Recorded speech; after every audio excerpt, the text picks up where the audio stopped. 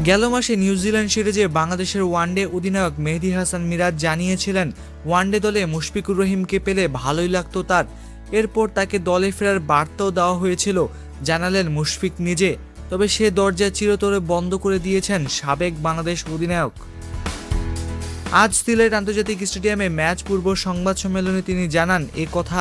তিনি বলেন, ওয়ানডে ক্রিকেটে যেটা বললেন, আমার মনে হয় যে হ্যাঁ, অবশ্যই আমার কাছে এসেছিল বার্তা।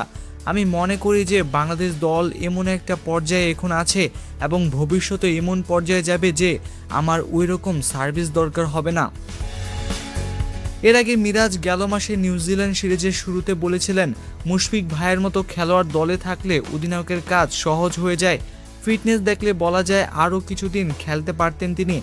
তবে যেহেতু অবসর নিয়ে ফেলেছেন, এই সিদ্ধান্তকে সম্মান করি। অধিনায়ক হয়ে কথা বলেছিলাম, যেহেতু টেস্ট খেলছেন।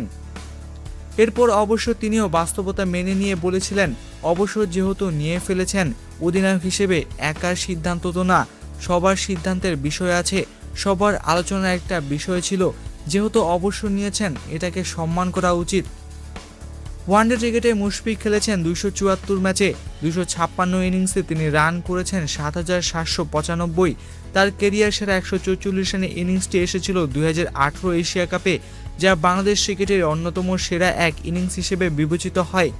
উইকেটের পেছনে ভূমিকার জন্য নন্দিত হয়েছেন, যেমন বহুবার সমালোচনার মুখেও পড়তে হয়েছে তাকে। তিনি এই ফরম্যাট ছাড়ার আগে নামের পাশে রেখে যাচ্ছেন 243টি ক্যাচ আর 56টি স্ট্যাম্পিং।